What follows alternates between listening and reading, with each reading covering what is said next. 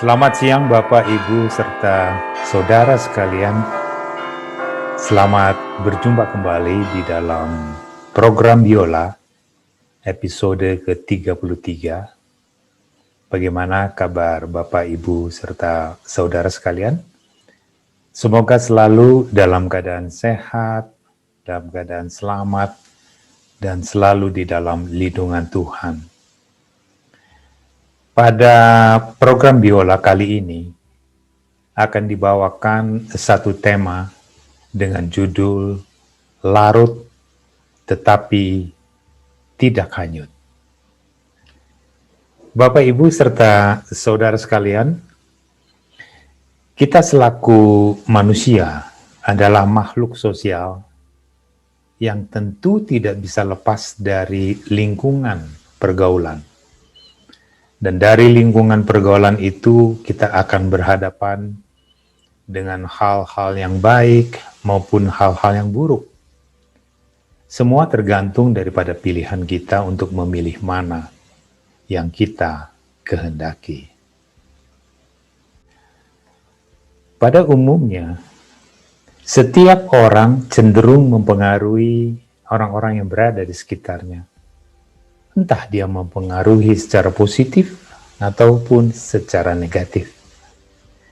Jadi sebagai manusia sosial, idealnya kita larut dalam artian kita berbaur dengan manusia di sekitar kita. Bukan hanya berbaur saja, semestinya kita juga memberikan hal-hal yang positif sehingga akan tercipta suatu suasana kehidupan yang saling menghargai, saling mendorong untuk berbuat baik, saling membangun dan berbagai hal positif lainnya sehingga akan dirasakan oleh sesama kita. Sebaliknya di dalam kehidupan sosial, tentu saja kita pun akan terpengaruh atau dipengaruhi oleh kehidupan orang-orang yang ada di sekitar kita. Atau lebih luas lagi, kita akan dipengaruhi oleh dunia ini, di mana tentu saja kita dapat hanyut terikut oleh arus dunia. Bapak, Ibu, serta saudara sekalian, mungkin kita dapat mengambil sebuah ilustrasi dari ikan salmon yang hidup di sungai. Selama ikan-ikan salmon itu hidup dan berkembang biak, mereka selalu hidup melawan arus sungai tersebut. Tapi ketika ikan-ikan salmon itu mati, maka mereka akan terbawa oleh arus sungai kemana arus sungai itu mengalir. Demikian juga kita sebagai orang Kristen adalah juga demikian. Kekristenan kita yang hidup adalah kekristenan yang berani melawan arus dunia. Tetapi justru kekristenan yang mati adalah kekristenan yang hanyut terbawa oleh arus dunia.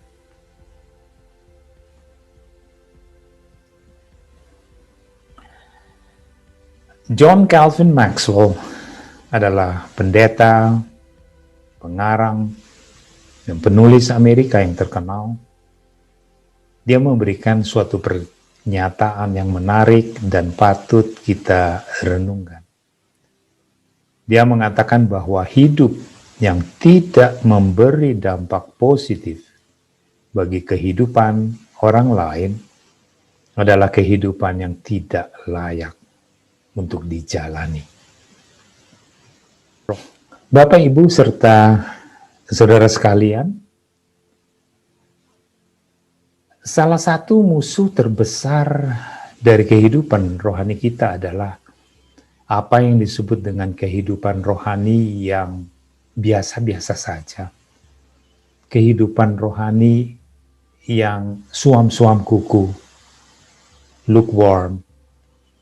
Jadi kehidupan rohani ini adalah kehidupan rohani yang enggan untuk berubah.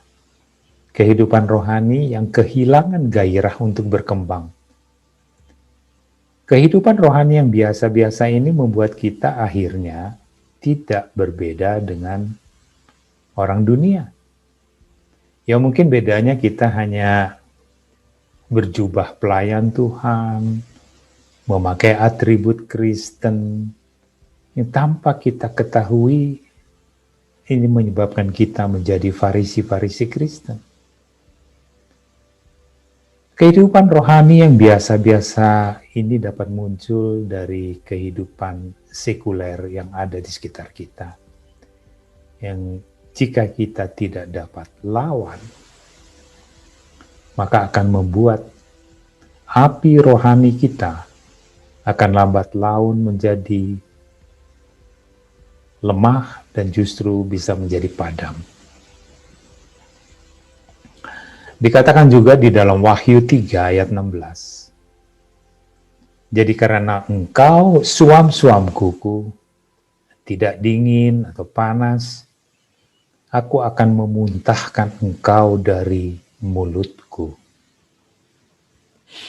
Bapak, Ibu, serta saudara sekalian, ironisnya adalah di mana biasanya kita berdoa, minta diberkati Tuhan, dan setelah terpenuhi, di mana kehidupan kita menjadi baik, kehidupan kita menjadi makmur, tapi justru banyak sekali orang justru jatuh di dalam kehidupan rohani yang di mana rohaninya menjadi padam.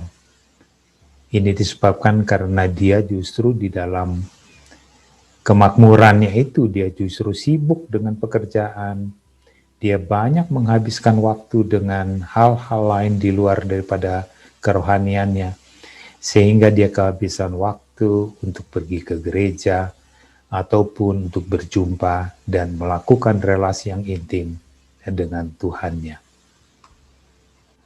Suatu situasi atau keadaan yang sulit, maupun situasi atau keadaan yang nyaman, semua itu dapat membuat orang berubah. Dan mereka hanyut di dalam kehidupan dunia.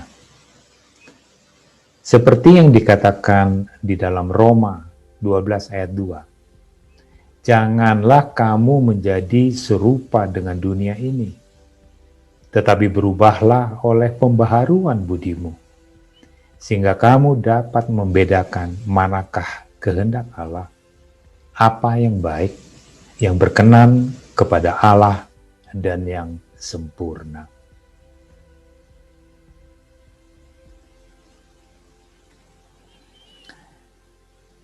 Ada istilah yang mengatakan bahwa untuk menjadi orang Kristen harus berani tampil beda.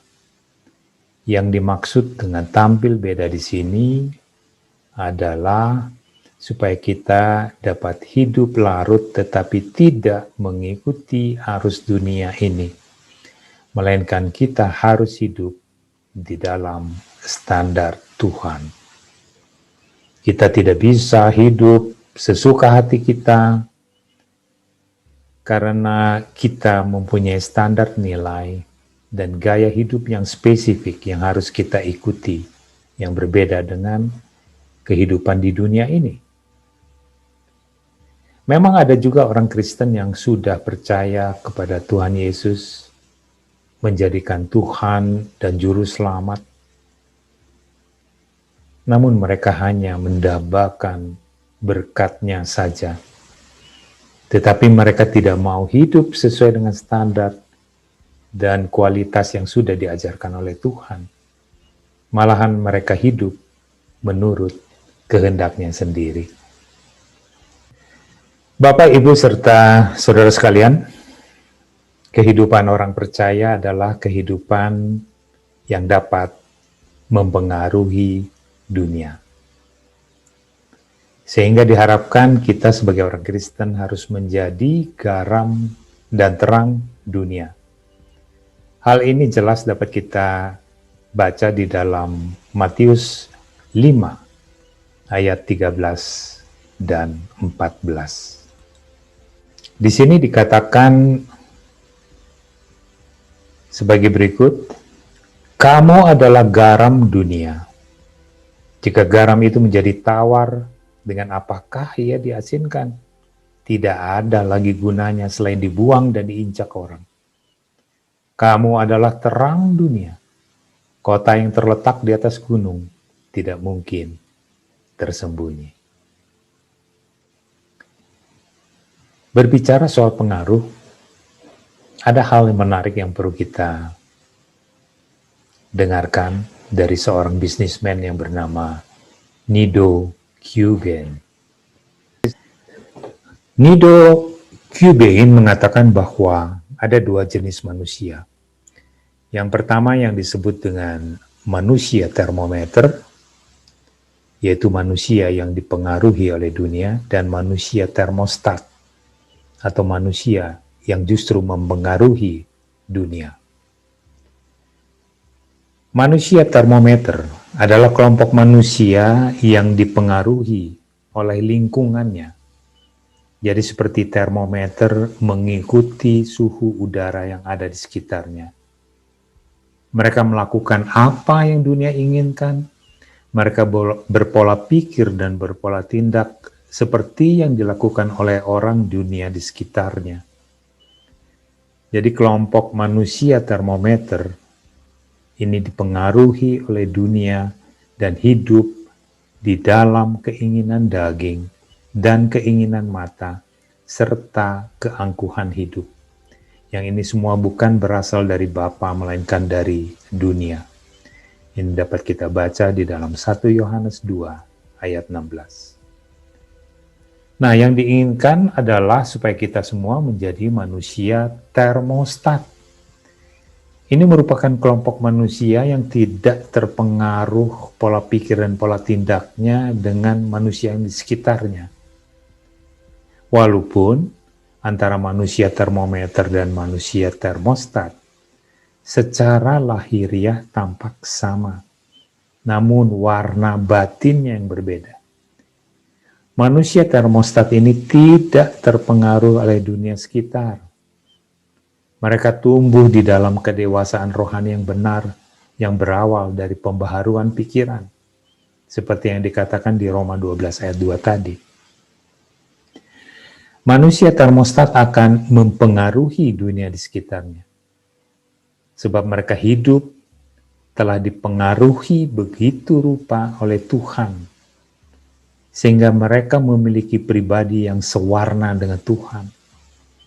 Manusia termostat telah mati bagi dirinya sendiri dan hidup bagi Tuhan sepenuhnya.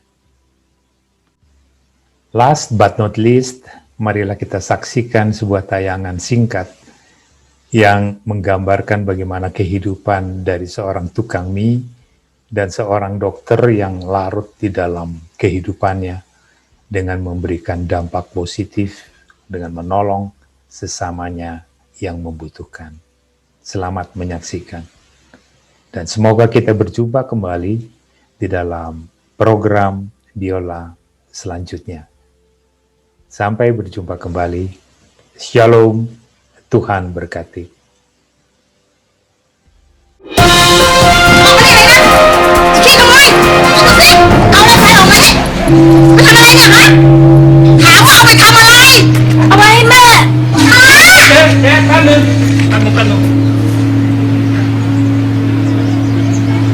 Mẹ cười à?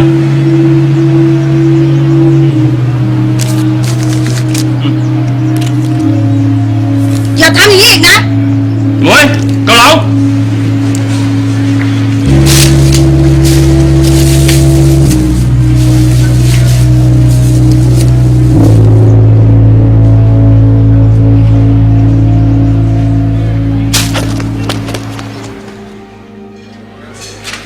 Chọn, này là gấp lên nè. ป๊า